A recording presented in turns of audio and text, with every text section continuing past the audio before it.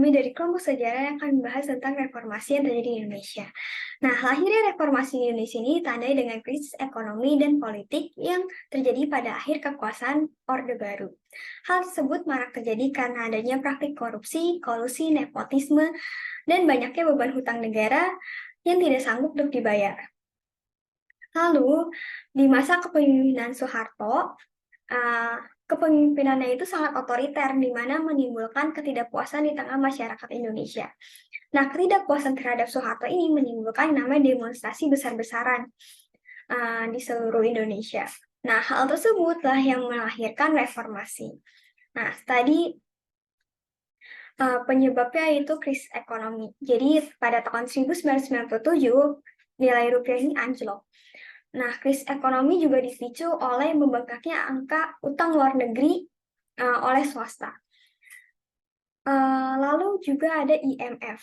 Nah, IMF ini tuh memberikan solusi reformasi keuangan pada Indonesia yang diharapkan dapat membantu permasalahan krisis ekonomi Indonesia. Tetapi hal tersebut malah membuat krisis ekonomi Indonesia ini semakin berat. Lalu ada juga faktor politik, di mana adanya kemenangan mutlak Golkar yang dinilai hanya sebagai formalitas. Jadi setiap pemilihan itu selalu dimenangkan oleh Golkar. Jadi hal tersebut nih terjadi karena adanya korupsi, kolusi, nepotisme yang terjadi. Presiden pertama yang menjabat di era reformasi adalah B.J. Habibie. B.J. Habibie merupakan presiden ketiga Republik Indonesia yang diangkat setelah Presiden Soeharto mundur. Beliau dikenal juga sebagai Bapak Pesawat karena berhasil menciptakan pesawat pertama di Indonesia. Kondisi pemerintahan dan politik pada masa kepresidenan B.J. Habibie, Indonesia terjerumus ke dalam krisis ekonomi yang parah. Krisis ini dipicu oleh faktor-faktor seperti devaluasi mata uang, kenaikan harga barang-barang, dan ketidakstabilan ekonomi global. Upaya untuk mengatasi krisis ini termasuk program reformasi ekonomi. Selama pemerintahan Habibie terjadi pula ketegangan politik yang cukup besar. Demonstrasi besar-besaran dan unjuk rasa terjadi di seluruh negeri, memicu pergantian rezim dan reformasi politik yang signifikan. Demonstrasi besar-besaran dan unjuk rasa yang melanda Indonesia terdiri dari berbagai kelompok masyarakat, termasuk mahasiswa, aktivis, dan kelompok masyarakat sipil. Mereka mengungkapkan ketidakpuasan mereka terhadap pemerintah. Mereka menuntut perubahan politik dan ekonomi. Akibat tekanan dari demonstrasi dan masyarakat luas, Presiden Soeharto yang setelah berkuasa selama lebih dari 3 dekade akhirnya mengundurkan diri pada Mei 1958. Habibie yang sebelumnya menjabat sebagai wakil presiden menggantikannya. Pemerintahan Habibie menyaksikan awal dari gerakan reformasi politik yang kemudian melahirkan pemilihan umum dan demokratisasi lebih lanjut di Indonesia. Pemerintahannya mengumumkan serangkaian reformasi politik, termasuk pembebasan tahanan politik, membuka ruang bagi partai politik yang sebelumnya dilarang, dan perubahan undang-undang yang memungkinkan pemilihan umum yang lebih demokratis. Selama masa kepresidenan Habibie, pemilihan umum berlangsung pada tingkat lokal, provinsi, dan nasional. Ini merupakan tahap awal dalam proses menuju demokrasi yang lebih besar di Indonesia. Yang kedua ada Abdurrahman Wahid atau yang biasa kita sebut dengan Gus Dur. Gus Dur adalah presiden keempat Indonesia yang menjabat dalam waktu singkat, yaitu antara waktu 1999 sampai dengan 2001. Masa pemerintahan Gus Dur sebagai Presiden RI dalam 2 tahun berakhir setelah dilengsarkan pada 23 Juli 2001 oleh Majelis Pemusyawaratan Perwakilan. Sebelum dilengsarkan, Gus Dur terkenal dengan pemerintahannya yang kontroversial. Hal ini tercermin pada kebijakan-kebijakannya. Salah satunya yaitu kebijakan politik Abdurrahman Wahid atau Gus Dur pada awal pemerintahannya adalah membubarkan Departemen Penerangan. Pada masa Orde Baru, Departemen Penerangan dimanfaatkan oleh Presiden Soeharto sebagai alat untuk mengekang kebebasan pers. Oleh sebab itu, Gus Dur atau Abdurrahman Wahid menghendaki pembubaran Departemen Penerangan agar kebebasan pers bisa terjamin. Gus Dur juga menjadikan Departemen Koperasi dan pengusaha kecil menengah atau biasa kita sebut dengan PKM. Sebagai Menteri Negara, salah satu kebijakan di bidang politik yang paling menuai kontroversi adalah wacana akan dicabutnya ketetapan MPL tentang pelarangan Partai Komunis yang tertuang dalam TAP MPL nomor 25 tahun 1966. Kemudian pada tahun 2000, Gus Dur mengeluarkan peraturan Presiden nomor 6 tahun 2000 yang mencabut instruksi Presiden nomor 14 pada tahun 1967 yang dikeluarkan pemerintah Soeharto. Isi Inpres nomor 14 tahun 1967 ini adalah larangan segala bentuk ekspresi agama dan adat Tionghoa di tempat publik. Dengan Perpres yang dikeluarkan Gus Dur, maka etnis Tionghoa bisa melakukan kembali budaya tradisional mereka. Bahkan Gus Dur juga menetapkan Tahun Baru Imlek sebagai hari libur nasional pada tahun 2000. Lalu Indonesia sempat mengalami krisis moneter pada tahun 1997 sampai 1998 yang masih meninggalkan sisa pada masa reformasi.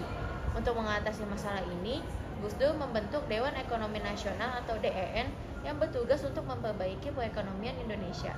Kebijakan ekonomi pada masa pemerintahan Abdurrahman Wahid ini, atau yang biasa kita sebut dengan Gus Dur, membuat kondisi ekonomi Indonesia jauh menjadi lebih stabil.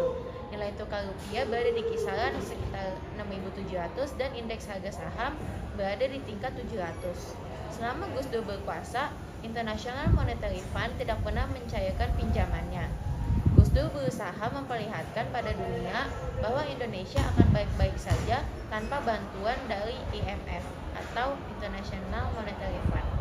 Puncak jatuhnya pemerintahan Gus Dur adalah adanya dugaan dirinya mengetahui pencairan dan penggunaan dana Yanatera Bulog atau dikenal dengan kasus Bulog Gate. Proses politik yang berlangsung di DPR tersebut kemudian mencuat hingga ke sidang istimewa MPL pada 23 Juli pada tahun 2001, di mana Gus Dur dicopot dari jabatannya sebagai presiden tanpa melalui mekanisme hukum atau proses pengadilan sekalipun. Megawati Soekarno Putri merupakan presiden pertama Indonesia yang memerintah dari tahun 2001 sampai 2004. Megawati dianggap mengingkari kesepakatan keluarga besar Soekarno untuk tidak terjun ke kancah politik. Tapi Megawati berjuang membuktikan kepada negara bahwa perempuan bisa menjadi pemimpin negara Indonesia sekaligus mewarisi semangat juang perempuan. Kinerja Megawati memang tidak dapat dibuktikan memiliki kesamaan kapasitas dengan ayahnya. Dalam pemerintahan Megawati, banyak kejadian-kejadian yang terjadi di Indonesia. Salah satunya terjualnya aset negara untuk membayar utang negara. Penjualan aset negara ini terpaksa dilakukan dalam rangka mengupayakan keseimbangan keuangan ke tangan asing atau konsorium. Aset yang dimaksud diantaranya adalah Indosat, Bank Sentral Asia, dan 2 kapal tanker Pertamina. Kebijakan pemerintahan Presiden Megawati Soekarno Putri dalam mengatasi krisis ekonomi dan politik tersebut adalah berusaha untuk mengembangkan tatanan politik yang baru dengan melakukan amandemen UUD 1945. Setelah itu, pemerintah menyusun peraturan perundang-undangan yang belum dipunyai Indonesia, supaya amanat konstitusi dapat terlaksana dengan baik. Kemudian, perubahan UUD 1945 juga memuat tentang adanya upaya untuk menyamaratakan lembaga-lembaga negara demi mendorong demokratisasi lembaga negara. Adapun beberapa penerapan tatanan baru dalam kebijakan politik pada masa pemerintahan Megawati Soekarno Putri, diantaranya adalah sistem kepartaian baru, sistem pemilu yang baru, pemilihan presiden dan wakil presiden secara langsung, menerapkan mekanisme pergantian antar waktu atau recall, atau hak partai untuk memberhentikan anggotanya dari Dewan Perwakilan Rakyat atau DPR. Kondisi ekonomi di Indonesia tercatat mengalami kemajuan. Walaupun belum pulih sempurna, sejumlah indikator ekonomi makro menunjukkan tanda-tanda membaik. Hal ini karena kebijakan ekonomi pada masa pemerintahan Megawati yang ditujukan untuk memperbaiki kondisi perekonomian Indonesia. Misalnya dengan cara melakukan langkah stabilisasi fiskal, memulihkan fungsi intermediasi perbankan, dan perbaikan ekonomi makro. Selain itu, Megawati juga menerapkan kebijakan moneter yang dipraktikkan oleh Bank Indonesia dalam mengatasi inflasi dengan cara mengendalikan jumlah uang yang beredar. Di samping itu, kebijakan Megawati pada masa reformasi juga mendorong direalisasikan investasi asing supaya pertumbuhan ekonomi Indonesia meningkat. Usaha lain yang juga dilakukan Megawati adalah menerapkan kebijakan imbal beli guna mendorong peningkatan ekspor non-migas di Indonesia. Masa pemerintahan Presiden Susilo Bambang Yudhoyono dimulai dari tahun 2004 sampai 2014. Di masa pemerintahannya, ada 2 wakil presiden, yaitu Yusuf Kala dan Bodeji. Kebijakan politik yang dibuat adalah Kabinet Indonesia Bersatu yang berada di dalam 2 periode. Kabinet Indonesia Bersatu 1 dan Kabinet Indonesia Bersatu 2. Saldi Isra dalam 10 tahun bersama SBY, catatan dan refleksi 2 periode kepemimpinan tahun 2014 mengatakan bahwa selama menjabat sebagai presiden, Susilo Bambang Yudhoyono dianggap sebagai presiden yang secara spesifik mengemukakan agenda pemberantasan korupsi. Kemajuan pemerintahan SBY tidak sampai di situ saja. Berbagai kemajuan dilakukan, diantaranya adanya Badan Penyelenggara Jaminan Sosial atau kita biasa sebut BPJS, pendidikan wajib 12 tahun, pembangunan wilayah juga berjalan baik seiring berjalannya konektivitas. Kasus yang SBY lakukan adalah kriminalitas KPK atau Komisi Pemberantasan Korupsi dalam kasus mafia. Pada pemerintahan Susilo Bambang Yudhoyono, perekonomian Indonesia mendapatkan masalah dalam kasus Bank Senturi yang sampai saat ini belum terselesaikan. Bahkan sampai mengeluarkan biaya 6,7 triliun untuk menyelesaikan kasus Bank Senturi ini. Pertumbuhan ekonomi Indonesia tumbuh pesat di tahun 2010 seiring pemulihan ekonomi dunia pasca krisis global yang terjadi sepanjang tahun 2008 hingga 2009. Bank Indonesia atau BI memperkirakan pertumbuhan ekonomi Indonesia dapat mencapai 5,5 sampai 6% pada tahun 2010 dan meningkat menjadi 6,5 pada tahun 2011. SBY telah berhasil mengubah citra Indonesia dan menarik investasi asing dengan menjalin berbagai kerjasama dengan banyak negara pada masa pemerintahannya, antara lain dengan Jepang. Ciri-ciri politik luar negeri Indonesia pada masa pemerintahan SBY antara lain terbentuknya kemitraan yang strategis dengan negara-negara lain seperti Jepang, Cina, India. Yang kedua, terdapat kemampuan beradaptasi Indonesia terhadap perubahan-perubahan domestik dan perubahan-perubahan yang terjadi di luar negeri atau internasional.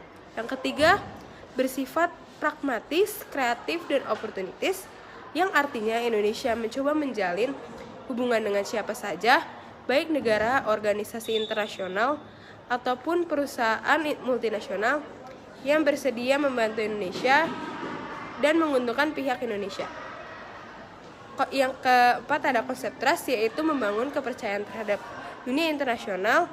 Prinsip trust adalah unity, harmony, leadership, and prosperity. Yang keempat, menekankan program ekonomi makro daripada meningkatkan ekspor secara spesifik. Rasa perbaikan iklim, investasi, pembangunan infrastruktur massal untuk menciptakan lapangan kerja. Yang kelima, melanjutkan pertumbuhan ekonomi pada masa pemerintahan Megawati. Indeks harga saham gabungan bermumbung ke rekor 86.100, kurs antara 88.900 sampai dengan 9.150. Membangun pembangunan infrastruktur massal untuk mendorong pertumbuhan ekonomi serta mengundang investor asing dengan janji memperbaiki iklim investasi. Joko Widodo 2014 sampai sekarang. Selama masa pemerintahan Jokowi, beberapa perkembangan politik dan ekonomi yang signifikan terjadi di Indonesia. Beberapa di antaranya termasuk infrastruktur. Jokowi mendorong berbagai proyek infrastruktur besar di seluruh Indonesia termasuk proyek-proyek seperti jalan raya, pelabuhan, dan bandara. Tujuan utamanya adalah untuk mempercepat pertumbuhan ekonomi dan meningkatkan konektivitas antar pulau-pulau di Indonesia. Lalu program sosial. Jokowi juga meluncurkan berbagai program sosial seperti kartu prakerja yang bertujuan meningkatkan keterampilan kerja masyarakat dan kartu sembako untuk membantu warga miskin mendapatkan bahan pokok dengan harga terjangkau. Lalu pemberantasan korupsi. Pemerintah Jokowi terus berusaha dalam upaya pemberantasan korupsi meskipun demikian masalah korupsi masih menjadi perhatian di Indonesia. Lalu isu lingkungan. Isu-isu lingkungan seperti deforestasi dan polusi juga menjadi fokus perhatian di bawah pemerintahan Jokowi terutama dalam upaya menjaga keberlanjutan alam Indonesia. Lalu hubungan luar negeri. Indonesia memainkan peran penting dalam politik regional dan global. Selama pemerintahan Jokowi, hubungan luar negeri dengan negara-negara tetangga dan mitra global juga menjadi fokus perhatian. Nah, kesimpulan dari apa yang sudah teman-teman saya sampaikan itu, selama periode masa reformasi Indonesia, negara Indonesia telah mengalami perubahan kepemimpinan yang signifikan. Dimulai dari pemerintahan B.J. Habibie yang dihadapi oleh krisis ekonomi dan gerakan reformasi politik. Abdurrahman Wahid atau Gus Dur menggantikannya dengan pemerintahan yang kontroversial, mencoba membawa perubahan politik dan mengatasi berbagai isu, meskipun masa kepresidenannya berakhir dalam waktu yang singkat. Kemudian Megawati Soekarno Putri dan Susilo Bambang Yudhoyono mengikuti dengan fokus pada pemberantasan korupsi dan pertumbuhan ekonomi yang stabil. Saat ini, Joko Widodo memimpin Indonesia dengan dorongan pembangunan infrastruktur, program sosial, dan perhatian pada isu lingkungan. Meskipun tantangan seperti ini, seperti korupsi dan masalah ekonomi masih ada, Indonesia terus berusaha menuju perkembangan dan modernisasi yang lebih besar. Reformasi politik dan ekonomi telah menjadi ciri utama masa-masa kini, yang merupakan tonggak-tonggak penting dalam perjalanan demokratisasi dan perkembangan Indonesia. Sekian materi dari kelompok kami, semoga membantu. Terima kasih.